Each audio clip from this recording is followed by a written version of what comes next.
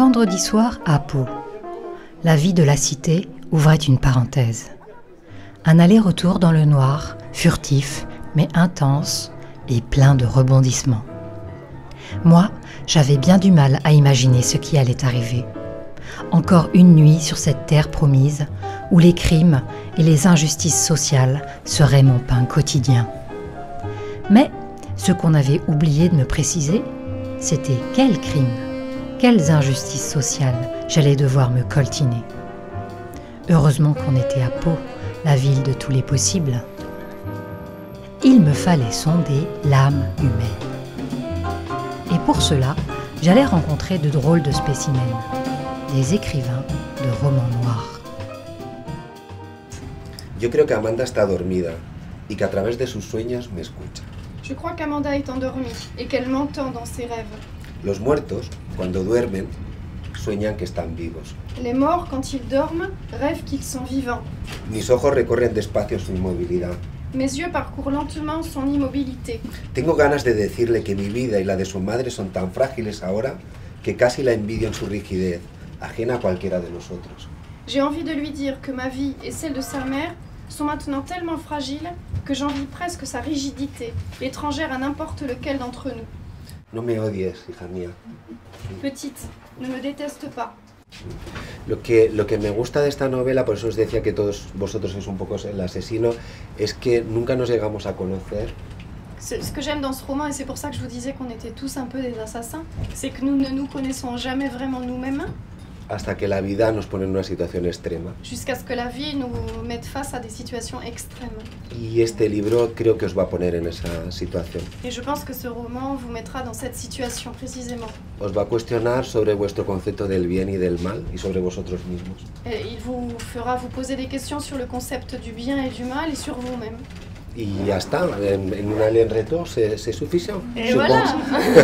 En un aller-retour, ça suffit. Alors voilà, pour Victor Delarbol, nous sommes tous des assassins.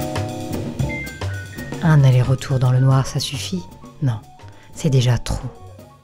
Après le funiculaire, ou le funny killer, qui mieux qu'un grec me raconterait les crimes antiques? On va parler de la mythologie. La mythologie gréco-romaine, vraiment, est pleine de meurtres. Et ici, si je vous pose la question, qui est le pire crime, je crois que vous allez me dire qui est le pire crime et quand une mère tue ses propres enfants. Alors, pour moi, un bon roman policier, il faut suivre la définition d'Aristote pour la tragédie, c'est-à-dire qu'il faut nous amener vers la catharsis, la purification, à travers la crainte et la pitié.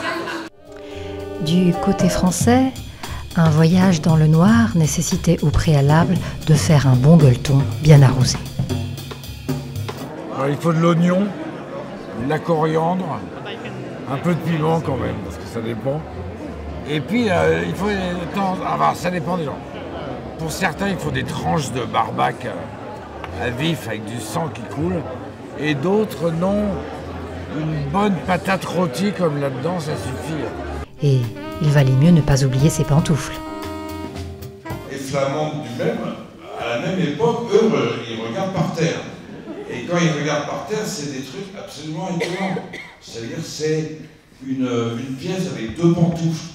C'est des pantoufles de Van Ostraten au Louvre qu'il faut aller voir, qui est une peinture extrêmement mystérieuse.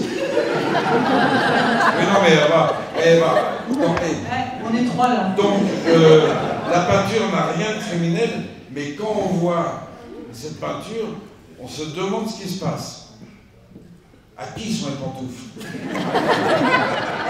Qui s'est barré sans ses pantoufles dans l'escalier?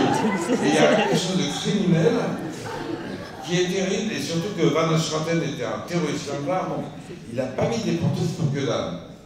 Non, c'est sûr.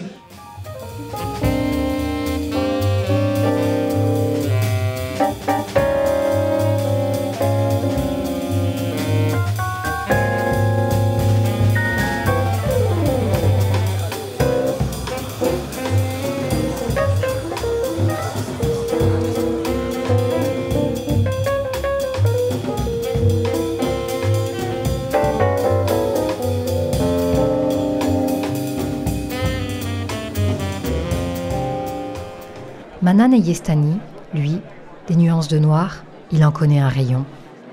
Il a dû fuir sa terre natale, l'Iran, pour avoir trop dessiné.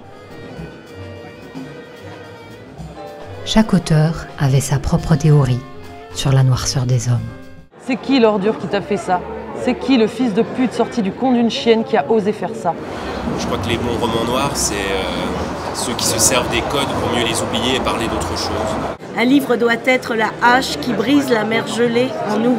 La oscuridad del mundo existe para ser iluminada por las palabras y por la imaginación. Je suis toujours fascinée par les gens qui sont à la marge, qui soient avec un handicap, avec une petite folie, les paranoïaques, etc. Parce qu'ils ont une façon de regarder le monde qui est tellement différente. Ma définition du roman noir, je la tiens de Dennis Lehane, qui a écrit Who once wrote that noir is working class tragedy. Le roman noir, c'est la tragédie de la classe ouvrière. That's only instead of falling from a very great height, the protagonist falls from the curb. Au lieu de tomber de très grande hauteur, le héros tombe du caniveau.